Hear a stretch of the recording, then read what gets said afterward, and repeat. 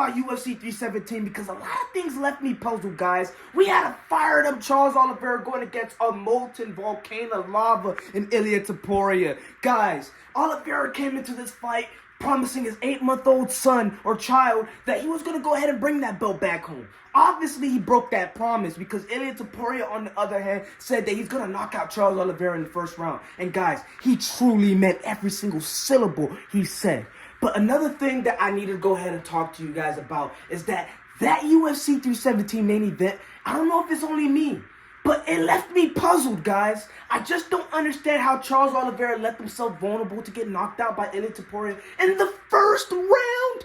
That's not Charles Oliveira-like, guys, and we all can go ahead and agree to that. Yes, he's been knocked down by Justin Gaethje. Yes, he's been knocked down by Dustin Poirier, but he's never been knocked out in this fashion, and that's something I just don't understand.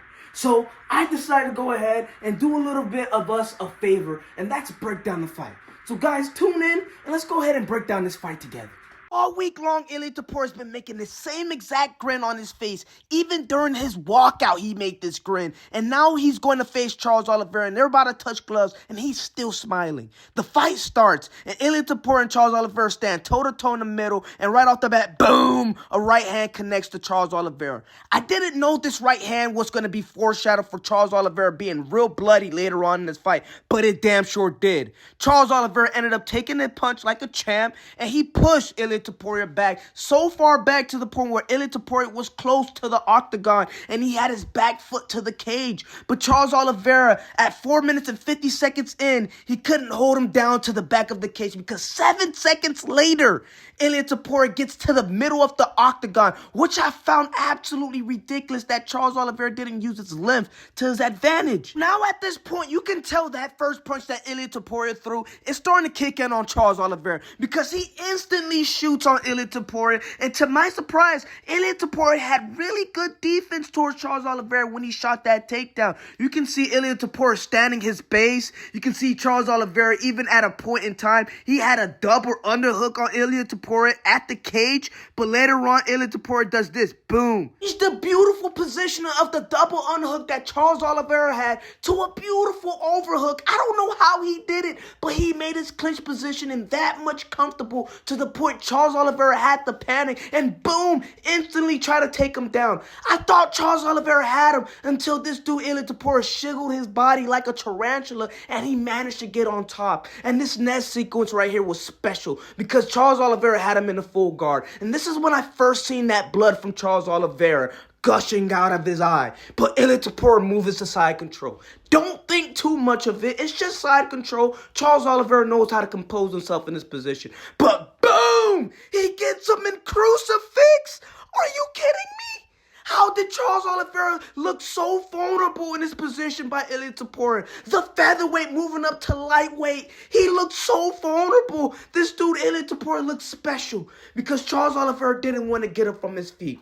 Usually when Charles Oliveira's dazed, when he's hurt, he'll stay in this position right here. But when he was in this position, it felt different. Ilia Topuria was ready. And when Charles Oliveira stood up, he instantly tried to take Ilia Topuria down to the ground. But Ilia Topuria, guess what? He wasn't having it this go around. He was like, get the fuck off me. I'm not having that with you. And then, man, it was about to get ugly once they stood center in this octagon because, guys, you already know what happened.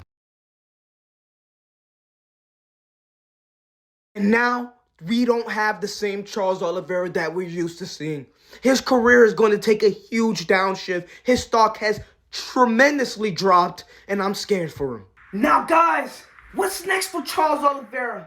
I think this is the end of Charles Oliveira. He is in a top 5 position still. Nothing changes after losing to Ilia Topuria. But now he is coming off a knockout.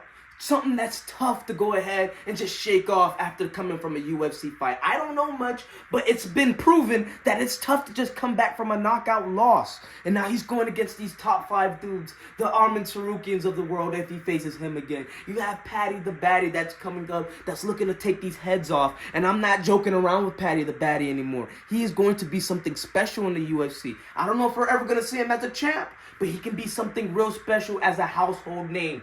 Now, I don't know what's next for him. Maybe a Max Holloway fight. That's the only thing I can see if he beats Justin Gaethje. But then again, you don't want to go against another dude that's going to be real ugly and real physical in that octagon like how Ilia Topuria was in Max Holloway. So my question is to you guys, what's next for Charles Oliveira? And should Charles Oliveira hang it up? Because I personally think he should. I think he has no more to prove. And if he wants to go ahead and keep getting into the octagon and try to get that lightweight belt, good luck at this point.